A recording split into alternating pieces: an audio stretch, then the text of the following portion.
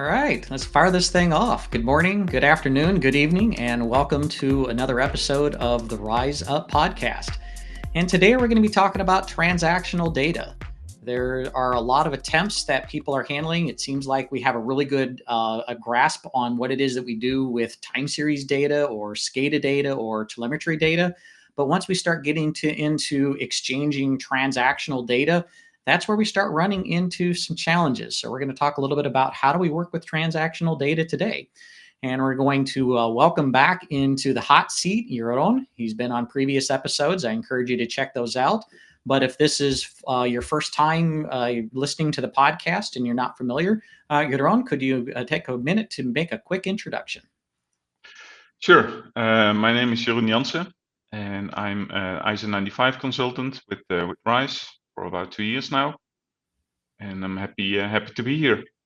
All right. Well, thanks again for agreeing to participate in it. So let's start again. We're talking about transactional data, and on a previous episode, we talked about the two types of databases in a generic sense. There's your time series data, there's your event data, and it seems like transactions are more around the latter. That's where we have an event and something needs to occur. So maybe just for a level set, and of course, maybe we can never define it, but we can at least describe it. What are transactions? Maybe events are appropriate in here, and then what's transactional data? Could you just talk a little bit about that? Sure. So for transactional data, think about when a certain part of the equipment or machine started, and you need to record that, and you need to make sure that that transaction or that data is really captured. So if you start the equipment or start a job, you want to capture that information, and also when you want to complete it, you want to capture that again. Also think about material consumptions or productions. It's very important to have those. So those need to be captured and needs to be transactional. You don't want to receive it twice. So you have two consumptions or double consumptions or productions registered. So the event is something that's of interest, and then there's now going to be a transaction between that system that, say, captured that event, could be your level 2, your level 3 system, and now we need to send a payload there. So that's going to be the so-called transactional data. I think is really what we're getting at. So, all right, perfect. So I think from just a level set, that's really what we're understanding for events, transactions, and transactional data. That's what we mean when we say that. So now let's get into, we understand what these are. Now, how do we want to start implementing the capturing of these events, the development of the transactions and the transactional data itself? So, let's walk through a process of what's going to be the first step in how we go about approaching developing transactional data and how do we want to work with that. So, maybe let's talk about the when. Maybe we need to start capturing that. Right. So I would say, depending on the use case, we want to see what we need to capture to get to that certain use case. If we look at ISO 95, the standard, it's got a lot of objects, a lot of models, but we don't need all of them. Only model what we need. So I think that's where we start. We look at what kind of data do we need to exchange, where do we get it from, and then a quick start is get a sequence diagram in place. So a sequence diagram basically describes each of the applications and what that data flow would look like. So where's it coming from? When is a certain event triggered? What information is then exchanged? Or what kind of information is exchanged to another system? How is that handled in the other system? Is that stored? Does that trigger something else? Maybe a workflow? And then optionally, you've got some feedback to the original, to the sender, with an acknowledged message or an error message if that is handled correctly. In these events, that can either be done or that could get triggered from an operator, say, clicking a button on a control screen, or it could be that there's just a message queue or an enterprise service bus that's just listening for something, and that's going to fire that off. But that's the event, that's the when that we want to start documenting and mapping how that goes. Yeah, and triggering could basically be anything. Could be an operator clicking a button, like you said, but also maybe something happening in the equipment that is being sent up to a layer 3 system. Also think about the barcode which is scanned, or maybe a truck arriving at the dock to unload the raw materials. Could be anything. Okay, so there's all types of events that they occur. There's a when that all gets there. So when you're starting to work through these sequence diagrams, I mean, you just monitor like, well, this is what's going to happen, and here we go, we're all done, or there are certain things we need to be cautious of. It's sort of, there's the happy path and in the unhappy path. Well, I think the first thing you need to think about is this transactional data. Is it an issue if it happens twice? If we receive it twice, can we see that we received the same message twice? So does it have a unique ID that we can say, we already had this message, we processed it, we can leave it out? Or maybe the data gives the same information again, so we can just override it. There's no issue. And then indeed we look at the happy part. So we process the data. Let's say we see it's a new message. We process the data, and we can look if that message that we received, does that require an acknowledgement message? There's some messages that we really need to receive. We can build a mechanism around that and send an acknowledged message with we processed it, or maybe an error message, we couldn't process it because some data is missing, or there's some issue with the data, or we didn't receive it, and then you should get an error message on the other end. So that's basically you get a message, you send an acknowledged message, and there's some error handling that needs to be done around that. Excellent. Yeah. So when you're talking about, can we send that same message? That concept comes from mathematics. It's idempotence. When if I send the same thing through whatever this function is in mathematics, I'm going to get the same result. Well, the same thing is true here. And I think it sounds like that's part of the consideration here, is that when I trigger this event, I may accidentally send that payload twice. We want to be able to handle that, or there's something wrong with the message that was there. So we need to have some error handling, and then it sounds like maybe we need an acknowledgement. Something needs to come back and say, "Yep, we're good," or maybe we're not good. So it sounds like that's what the sequence diagram is going to capture for us. Correct, and it's always important to see what the other equipment is sending, and how we can make it as simple as possible. Think about if we have a consumption counter, so for production or consumption. Typically, what we do is we use a very a counter that continuously counts up, and then if it reaches the maximum value of that integer, it drops down to 0. So if we do that, we know the starting point when we receive the message. So let's say that every minute you get a new counter update, and that counter slowly increases over time when you're producing or consuming. But if you so at the end of your job, or you want to calculate how much was consumed over a certain time, you can take the delta of that counter. And if that counter goes like to the maximum value and back to 0, you know that, hey, my counter value is lower than the previous one. So you can automatically calculate to the maximum value. And then from 0 to that value that you received, you still calculate the delta. The benefit of doing that is if you miss a message, then the next one you're going to get, it's still the delta. So you're still going to get that information of that missing message. So this is an example just to how you can handle missing message if that's possible, and make it more robust and as simple as possible. Yeah. Yeah, it always seems like we the best laid plans, and there's always going to be a lot of gotchas that go into it. So I think certainly this is where you're going to start capturing the sequence diagrams. There's the happy path. There's all the things that we conceivably can go wrong within that, and we get it there. So, exactly. Yeah. Yeah. So now that we understand, the when, we've created some sequence diagrams. We know what all the, what these potential flows could look like, the amount of data exchange. What are some of the technologies we can use for the actual exchange of that? It seems like, maybe I can do some things synchronously. Maybe I want to do things asynchronously. So as we start talking about that, maybe let's just define a little bit, or at least put some understanding around what do we mean by a synchronous message? What do we mean by an asynchronous message?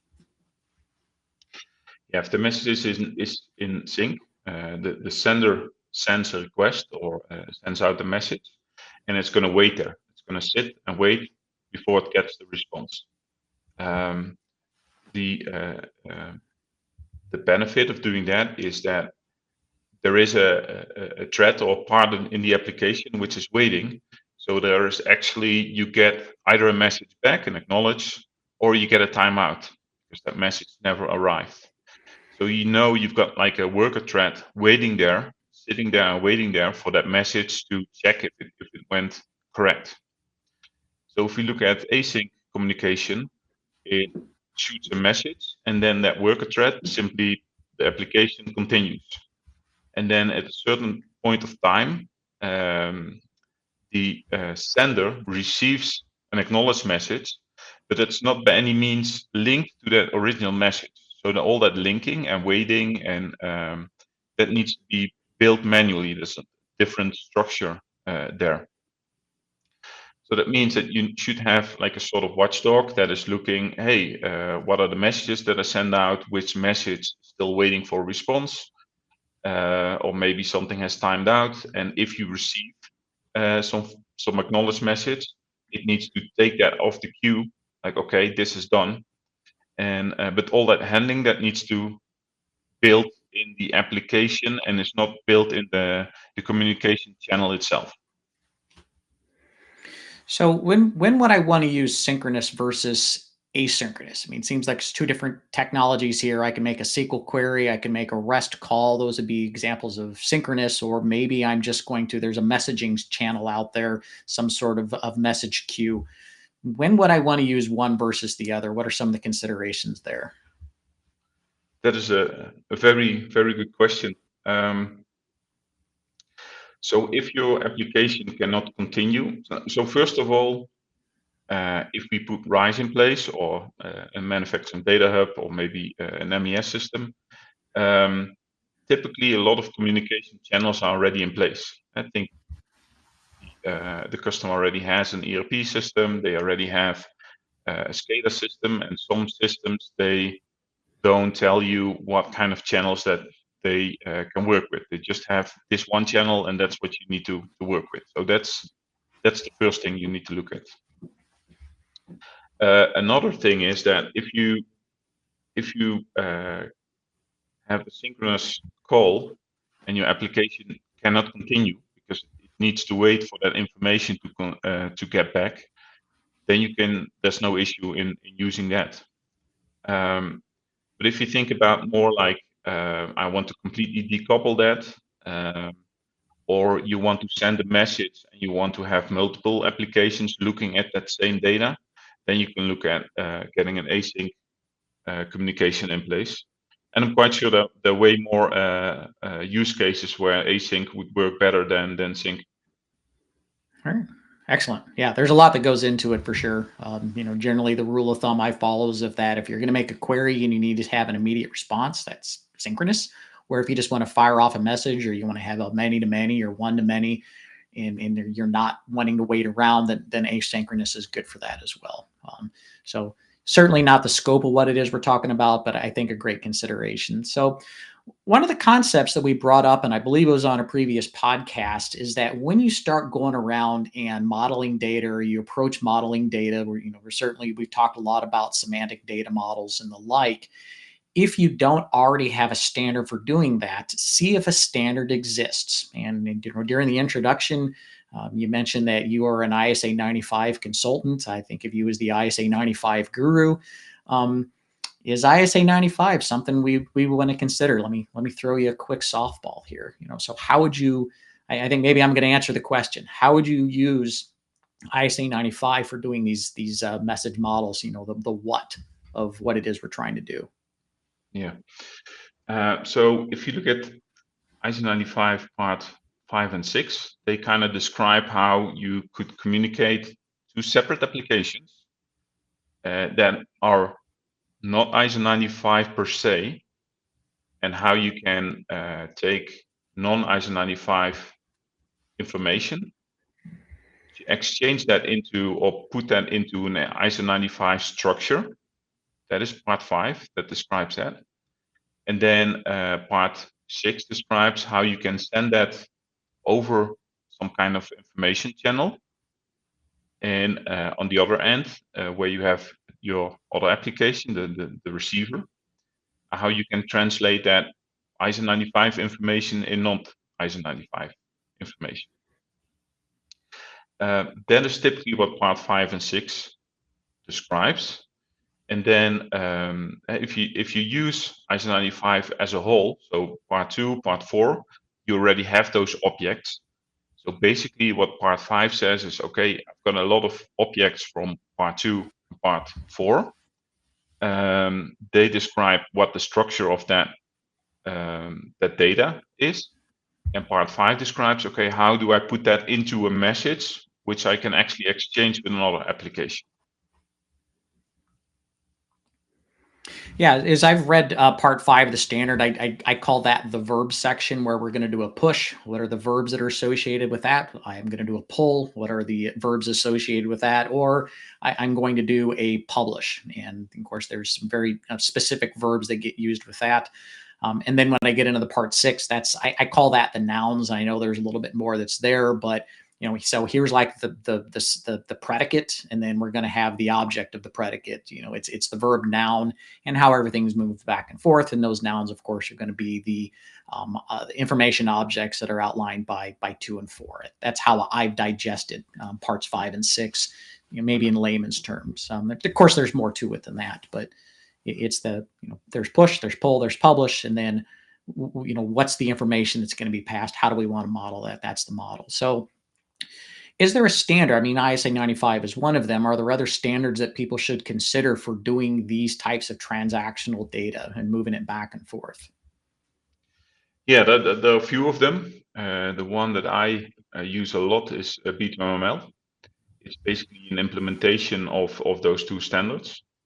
And B2ML originally was an XML. It describes an XML message, but with starting from, I think, version 7, they introduced JSON as well. So it includes a JSON schema, and you can use that for validation, schema validation when you receive a message, and that gives you the complete structure. Now, typically what I do is, what we talked before, ISO 95 has a lot of objects, a lot of attributes, and I only implement the ones that I really need. So typically what I do is, you've got a message that is quite big, because you can have all these variables that you can send over. What I do is I narrow down that message, so I keep the structure, the B2ML structure, but I take away or comment out the ones that we don't need. And that way that message becomes way smaller and easier to understand for the customer. And we use that structure, that schema. We still might use the schema validation on the complete message. But if we only describe the ones that we need, and we're going to exchange and pick up the values that we need and receive. So if you're commenting those out, and just a thought that I had, it means you only use what's needed, but it seems like maybe in the future there's going to be a use case that says, yeah, I'm going to need that information. And that almost lends itself very well of, well, I've already built in the model, I've already done the schema validation. So now if I need to have there's a new use case, all I need to do is add it back in, and makes the extension kind of easy. Does that make sense? Yes, completely correct. You, like the fields you didn't use, you start filling those in, and at the other end you start reading those out and processing that data. But you know that structure is already there, and the schema validation is already there. So yeah, it's very easy to extend, and you don't need to rewrite anything. It's already there. We just don't use that message or that that tag or that placeholder at that moment. Excellent. Cool. Yeah, I just a thought that just popped into my head of makes it very easy. Start with what you need, start small, but extend it. Now you already have a mechanism for doing that exchange. So we talked a little bit about the when. We've built a sequence diagram of when these things occur, what's going to be the information, or how do we want to get that information around. Then we talk about the what. So this is that B2MML or the ISA 95 part 5 and 6 using the parts 2 and 4 the models, but we're big on documentation. So when I now get ready to document this so we can start building these systems and doing all that development, what are some of the tools, what are some of the resources that are available that people can utilize for handling these different types of interfaces that are going to be built? Yeah, for synchronous communication, I used OpenAPI, and for the async communication, I used Async API. And what you can do that basically you describe your communication. You can do that or the structure. It not only describes the structure of the document, but also the channels you're going to use. So that's basically part 5 and 6 together in one document. And you describe that either in YAML, which is very simple to type out. And I think with the latest version, you can also implement your JSON schema, and then it generates that same layout. And what you can do with both of those tools is you can, instead of having, or additionally to having the structure, you can also add examples in there. You can add a description. You can tell, okay, this is used, this is mandatory, maybe not for the schema, but it is mandatory for our implementation. So you can add an additional layer of information, of documentation on that. And out of that documentation, or the OpenAPI or Async API, you have different templates, I would call them, to generate either your API itself, so generate code out of that, but you can also generate a static website which you can use for documentation. So the customer could look at that, and also your third party who is just implementing the other side of your API call. And you can both look at that same schema and update that in real time, and that works very good. Oh, excellent. So we know the when. We built in the sequence diagrams. We know the what, and now we have a way to document how we're going to go about implementing all these things so that the developers can then build against exactly what's going to happen. You talk a little bit about schema validation. I think we're going to revisit that topic here shortly. But there's a great way that now anybody who wants to consume information and exchange this information, a lot of that's all documented and ready to go. Yep. Perfect. So one of the architectures that I've run across for doing transactional data is utilizing some kind of DataOps tool. That's where we're modeling data that has multiples sources of that information. It's creating these semantic data models, and then we're going to exchange that information through an MQTT broker.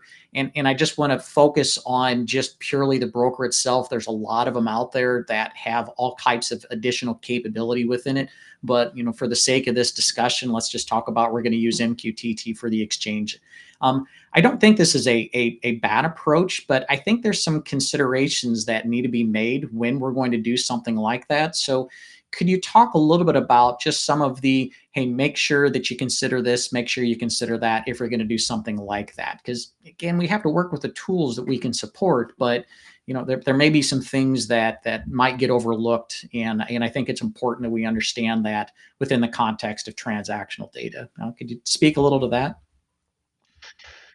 Yeah, so if we look at DataOps, so an application that takes information from one application, then transforms that and put it into MQTT or some kind of broker, and maybe that same application or a different DataOps application can pull out that data and put it to the other.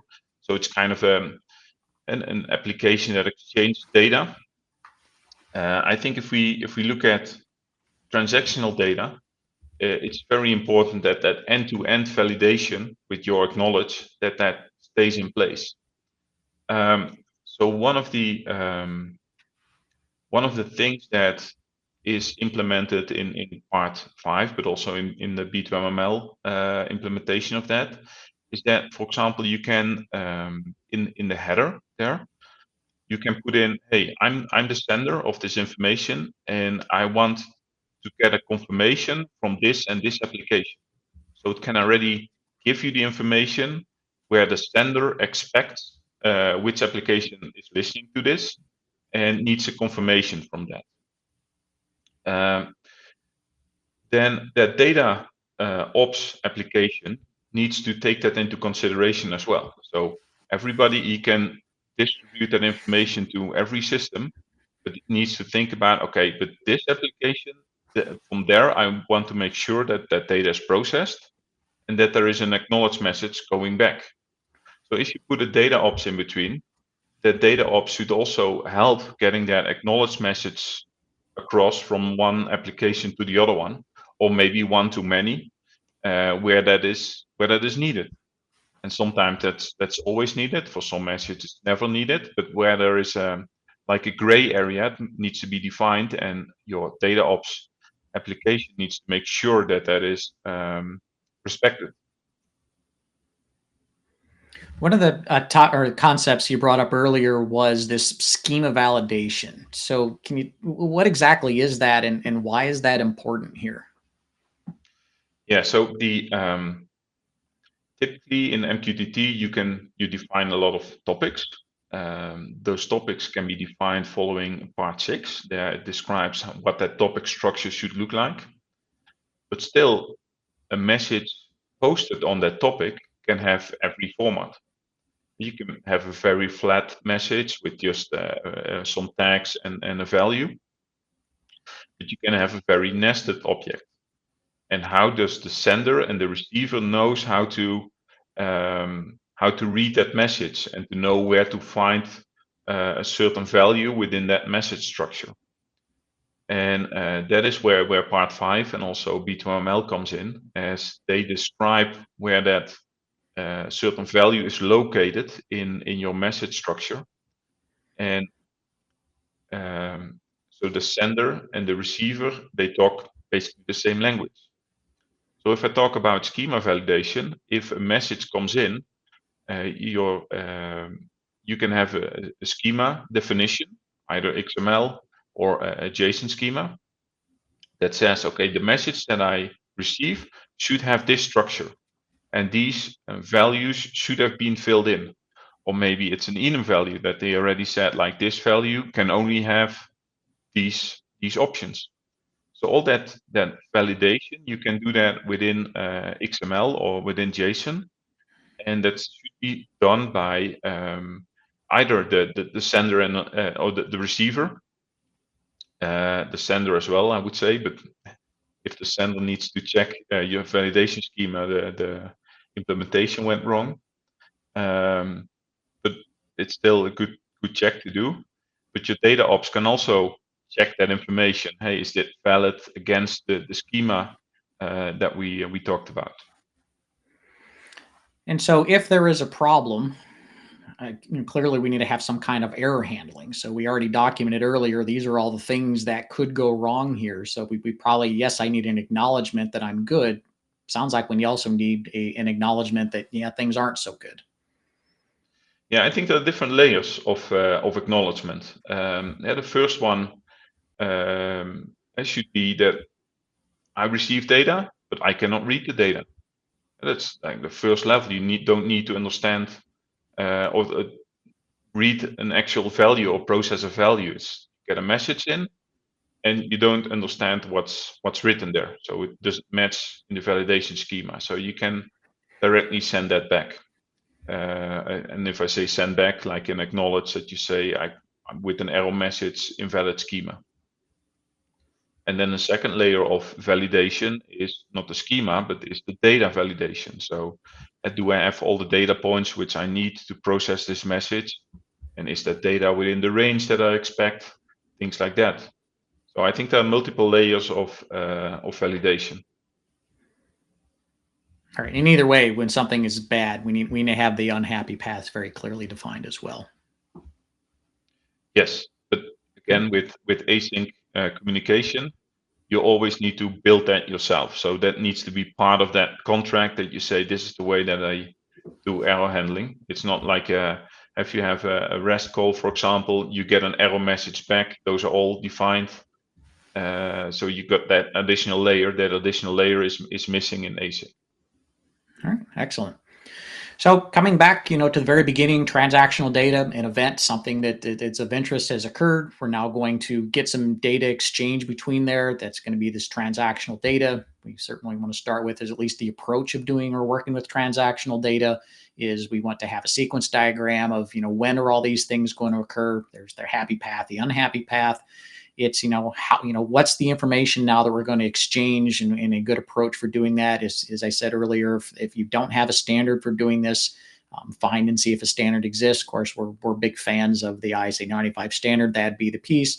And then, of course, then finally document the systems that you're going to build so that other people can either develop against that, or now if I'm a consumer of that system and I want to get information out, I know what's going to be available to me, whether I want to do that synchronously or asynchronously becomes the documentation.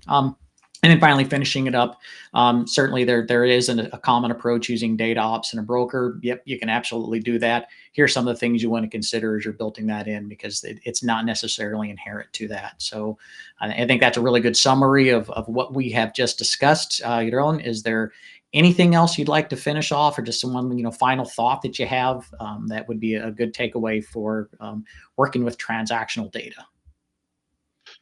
No, just last thing to add. I think you had a perfect summary. So thank you for that.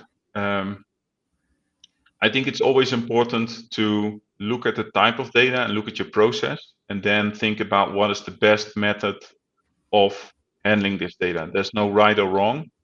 It's just that one structure fits better for that application, for this data exchange, than the other. Excellent. I think that's a very good summary there of there's no silver bullet. There's no one right way to get at it. So just understand here's transactional data, and there's a lot of things to consider when it is you're doing that. So thank you again for joining us on this episode of the Rhize Up podcast, and look forward to seeing you on future episodes. Enjoy the rest of your day. Thank you for having me. Bye.